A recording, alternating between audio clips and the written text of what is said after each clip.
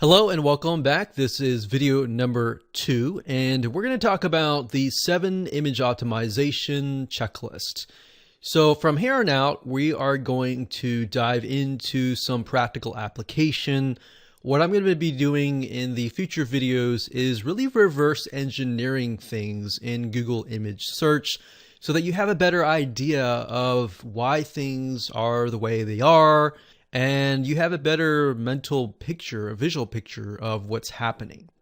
So what I'm going to do now is simply go through the checklist of the 7 items. I'm going to briefly talk about each one, but I'm not really going to dive into it. That's the purpose of the videos after that.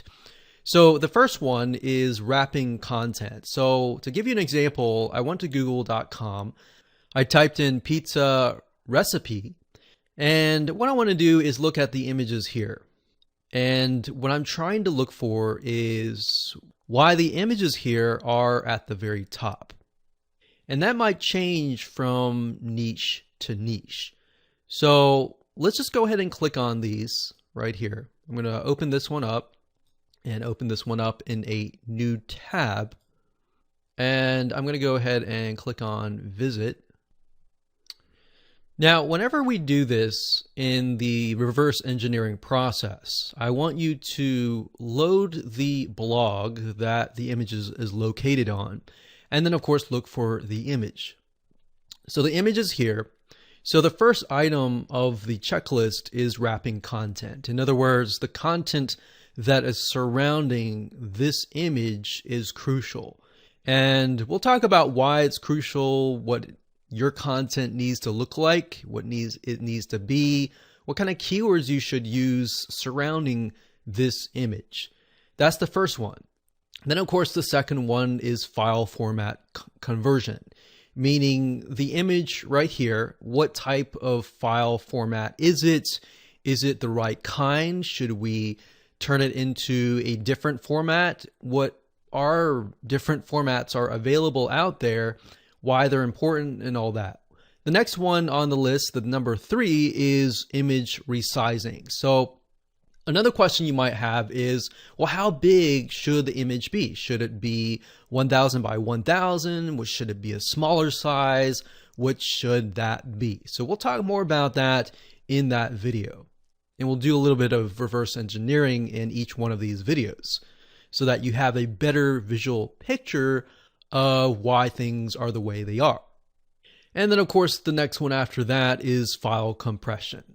Believe it or not, what we've found over the years is the reason why most websites don't load or don't rank really well is because their images just take a lot of space. So in this case, we want to take a look at, is the size too big, and how can we compress it without losing too much quality and get ranked high for that image.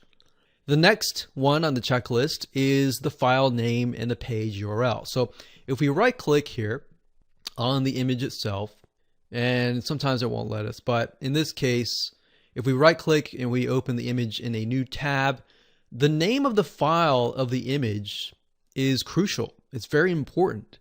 And I'm going to show you why in that video. And if it's not, most images are just a bunch of gibberish. If it is gibberish, what do we do in that case? How do we make it optimized?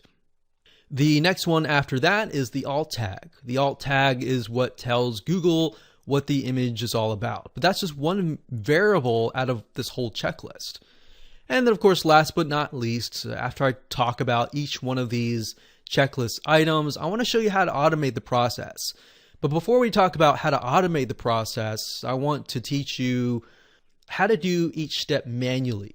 Because if you don't understand each step and the process behind it, and you jump to the automated process, then what that's going to do is it's just going to taint things and you're not going to be as effective. So we want to make sure that you are effective, you get the rankings that you are trying to achieve, and go from there. All right, so with that said, let's move on to the next video.